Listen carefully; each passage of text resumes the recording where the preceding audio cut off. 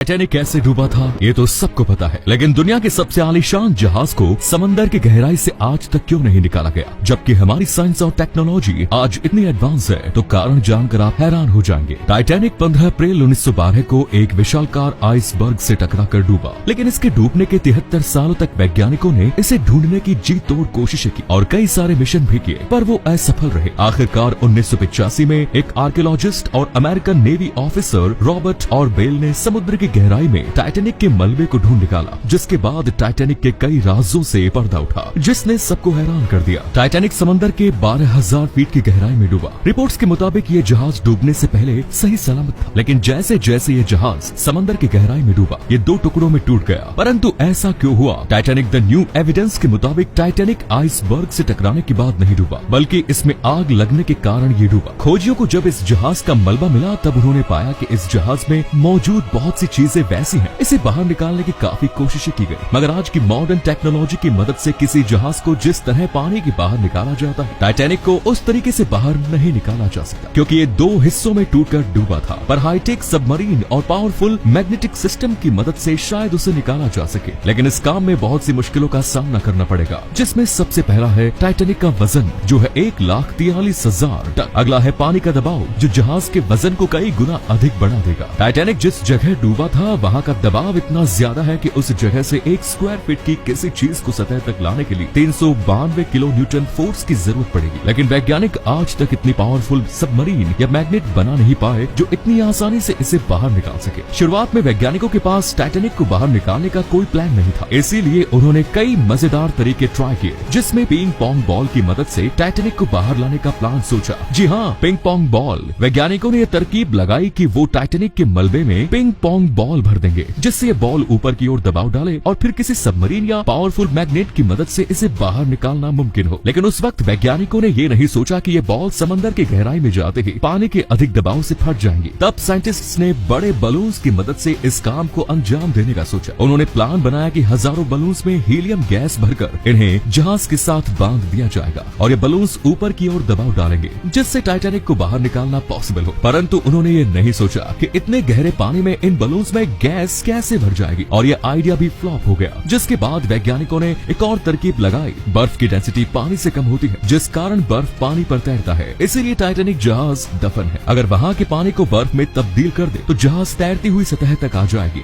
इस तरकीब की खोज अमेरिकन इंजीनियर जीन पियरे ने की। उन्होंने बताया कि इसमें भारी मात्रा में लिक्विड नाइट्रोजन की जरूरत होगी, लेकिन ब्रिटिश गैस कंपनी BOC के मुताबिक इसके लिए 5 लाख टन लिक्विड नाइट्रोजन की जरूरत है। पर सवाल ये था कि इतनी ज्यादा मात्रा में लिक्विड नाइट्रोजन को इतनी गहराई तक कैसे ले जाया जाए, और अंत में ये प्रोजेक्ट भी बंद हो गया। जिसके बाद एक शिप बिल्डिंग कंपनी ने टाइटैनिक को निकालने का आइडिया दिया। उनके मुताबिक सबसे पहले टाइटैनिक पर जमे गंदगी को पावरफुल वैक्यूम क्लीनर से साफ कर इसे मजबूत लोहे की तार की मदद से इस बोट से जोड़ दे, तो बाकी का काम ये मशीन खुद ब खुद कर देगी। और एक ऐसे सबमरीन का इस्तेमाल करना होगा जिसका टैंक गैस से फुल हो। इसके अलावा इस प्रोजेक्ट के लिए भारी मात्रा में बिजली की जरूरत होगी। वैज्ञानिकों के मुताबिक इस पूरे प्रोसेस में 20 मिलियन किलोवाट बिजली की जरूरत है, जिसके उत्पादन के लिए एक पावर प्लांट की भी जरूरत है। लेकिन यहाँ समस्या ये थी कि बीच समंदर में पावर प्लांट भला कैसे बनाया जाए। वैज्ञानिकों ने तैरते हुए पावर प्लांट बनाने का भी सोचा, पर इतनी गहराई में बिजली की तारें पानी के दबाव से टिक नहीं पाएंगी और फट जाएंगी। कैसे भी करके अगर इस प्रोजेक्ट को पूरा कर भी दिया गया तो भी ये काफी महंगा साबित होगा, इसीलिए इसे तुरंत बंद कर दिया गया, क्योंकि टाइटैनिक को पानी के बाहर लाने में जो खर्चा होगा उसकी वसूली करना लगभग नामुमकिन है। इसी कारणवश इस प्रोजेक्ट को कोई अंजाम नहीं देना चाहता। अगर कोई कंपनी इसे निकालकर किसी म्यूजियम में रख भी दे तो भी इसमें किए खर्च की वसूली करने में 100 साल से भी ज्यादा का वक्त लगेगा। हालांकि इस आलीशान जहाज से पूरी दुनिया की भावनाएं जुड़ी हैं, लेकिन फिर भी कोई कंपनी इतने घाटे का सौदा नहीं करना चाहता। वैज्ञानिकों के मुताबिक बैक्टीरिया इसे नष्ट कर रहे हैं और 2030 तक समंदर की गहराई से टाइटैनिक का नामो निशान मिट जाएगा। इतना ही नहीं, टाइटैनिक बहुत सारे समुद्रिक मछलियों का घर बन चुका है। इसीलिए 2001 में यूनेस्को ने टाइटैनिक को under water cultural heritage protected site घोषित कर दिया। कहा जाता है टाइटैनिक को पानी के बाहर निकालने में जितना खर्चा होगा, उतने पैसे में इससे भी बेहतर और आला दर्जे के 10 जहाज खरीदे जा सकते हैं। लेकिन दुनिया में चाहे जितने भी आलीशान और बड़े जहाज क्यों न बन जाए, टाइटैनिक को लेकर आज भी लोगों के मन में जो उत्साह है उसकी बराबरी कोई नहीं कर सकता। टाइटैनिक ने 10 अप्रैल 1912 को साउथहैम्पटन से न्यूयॉर्क की ओर अपनी यात्रा शुरू की।